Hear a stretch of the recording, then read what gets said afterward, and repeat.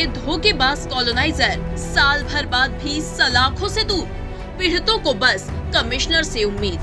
Collector ने ही बनाई थी जांच कमेटी, प्रशासन ने कराई थी एफआईआर। जांच रिपोर्ट में माना गया महेंद्र जैन, अतुल सुराणा, अरुण डागरिया का कृत्य आपराधिक, लेकिन एफआईआर के बाद भी जांच खत्म होने का नाम नहीं ले रही। अप्रैल 2024 में हुई थी एफआईआर, 1 साल होने को आया लेकिन नहीं हुई गिरफ्तारी। रोहित पटेल, हुकुम भाई और उनके जैसे कई पीड़ित आरोपी जैन, सुराणा और डागरिया की गिरफ्तारी सहित प्लॉट मिलने की उम्मीद पाले बैठे हैं। Additional CP law and order Amit Singh ने बताया, पुलिस एफआईआर के बाद लगातार जांच कर रही है। पुलिस भले ही जांच की बात कहे, लेकिन सवाल खड़े हो रहे हैं, आखिर तीनों भूमाफिया की गिरफ्तारी कब होगी? पुलिस की जांच की आखिरी सुबह होगी या नहीं? सर, मैंने 98 में प्लाट लिया था वहाँ, और उसमें महेंद्र जैन साहब ने रजिस्ट्री करी थी, और जिसका मेरा नामांतरण भी 2000 में कर दिया गया था। लेकिन मुझे आज दिन तक प्लाट नहीं मिला, और बार बार शिकायत करने के बाद भी कलेक्टर ऑफिस जाते हैं तो अधिकारी लोग बुलाते हैं कि हम लोग काम कर रहे हैं, आप आपकी सीएम हेल्पलाइन से रिपोर्ट कटवा दीजिए। आज भी मेरे पास एक मैसेज आया है तहसीलदार साहब का, और मुझे कल सवेरे बुलाया गया, और वो ज़मीन बताते हैं कि अभी शायद कि उनकी थी नहीं जिसमें उन्होंने प्लाट करे।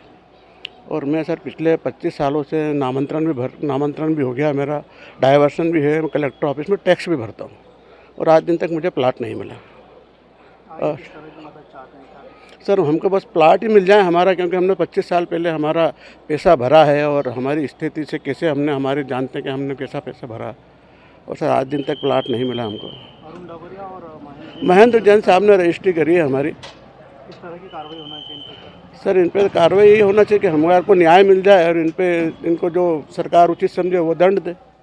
इसमें हुआ है कि कलेक्टर साहब ने एक जांच कमेटी बनाई थी, हमने उनको सारे हमारे कमेटी वालों ने सबने मिलके सारे दस्तावेज दे दिए विद प्रूफ कि इनने कहाँ पे गड़बड़ी, और हमको वादे कर रहे हैं कि प्लॉट मिल जाएंगे, ये हो जाएगा, वो हो जाएगा। हमने सब कुछ इनके पास जमा कर दिया था। जांच कमेटी से बाद में हमको पता चला कि उनने अपनी पूरी रिपोर्ट पुलिस कमिश्नर साहब को सबमिट कर दी है कि अब वहाँ से कार्रवाई होगी। अब जब भी हम वहाँ जाते हैं तो हमको यही बोला जाता है कि हमारे पास से रिपोर्ट चली गई है, अब पुलिस जो कार्रवाई करनी है वो करेगी। इस बात को 6-8 महीने हो गए पर कुछ हुआ नहीं है। और अभी लेटेस्ट में एक 270 खसरा जो है उसको 2 बार बेचा था महेंद्र जैन और शंभुदयाल अग्रवाल ने। पहले हम लोगों के प्लॉट होल्डर्स की रजिस्ट्री कर दी, और उसके कुछ सालों बाद 80,000 फीट ज़मीन पूरी की पूरी डायरेक्ट किसी को बेच दी, और अब उनको कब्जा भी दिला दिया उन लोगों ने। जब कोर्ट में मामला गया तो वहाँ पे इन लोगों ने ये लिख के दे दिया कि ये केस हमारा सिविल में चल रहा है, जबकि हमारी जानकारी में कोई ऐसा मामला नहीं है कि सिविल कोर्ट में चल रहा हो ऐसा कोई मामला। तो हमको लगता है वो गलत बयान दे के उस केस को बंद कर दिया गया है। हम अभी 15 दिन पहले पिछले महीने लगभग 20 तारीख के आसपास, 20 फरवरी के आसपास कमिश्नर साहब के पास गए थे। साहब से तो मुलाकात नहीं हुई, पर अधिकारियों ने हमको वादा किया था कि हम जो भी है आपकी फ़ाइल दिखवा के जो भी होगा आपको न्याय दिलाने की कोशिश करेंगे। हम यही चाहते हैं कि जो पीड़ित लोग हैं उनको प्लॉट मिल जाए। दूसरे की ज़मीन पे अपनी ज़मीन बता के प्लॉट काटे हुए, इससे बड़ी धोखाधड़ी क्या होगी? ये खड़े हैं, इनका खुद का प्लॉट है जो उनकी ज़मीन में ही नहीं आता है। आज अगर वो कब्जा लेने जाते हैं तो किसान कहता है मैंने कभी ज़मीन बेची नहीं है, और आज भी उसी के नाम पे ज़मीन है वो। और वो लोगों ने वहाँ पे 10 प्लॉट काट दिए जिनकी रजिस्ट्री भी कर दी, और वो लोग भटकते फिर रहे बेचारा दुखी होकर। महेंद्र जैन ने रजिस्ट्री करी थी इन 10 प्लॉटों की।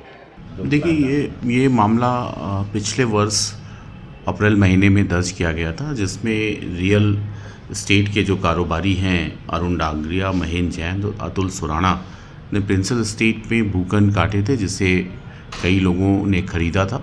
लेकिन इनकी कीमत बढ़ जाने के चलते अनावेदकों ने आवेदक को कब्ज़ा नहीं दिया था, जिसके चलते 420 और 409 का प्रकरण अप्रैल महीने में दर्ज हुआ था, और लगातार पुलिस इसमें विवेचना कर रही है। जो तथ्य हैं उनको बाकायदा बारीकी से उसकी जांच की जा रही है। इसके अतिरिक्त जो डॉक्यूमेंट्स हैं उनको भी चेक करवाए जा रहे हैं। जो रजिस्ट्री विभाग से और रेवेन्यू के रिकॉर्ड हैं उनको भी परखा जा रहा है। जो भी तथ्य सामने आएंगे उसके अनुरूप अंतिम कार्रवाई किया जाना सुनिश्चित किया जाएगा। इसके बारे में मुझे जानकारी नहीं है, और संबंधित से जानकारी प्राप्त की जाएगी, और इस संदर्भ में लगातार जो पुलिस है, हमारे डीसीपी जोन 2 हैं, वो इसकी समीक्षा भी कर रहे हैं, और निश्चित तौर पे अग्रिम वैधानिक कार्रवाई की जाएगी।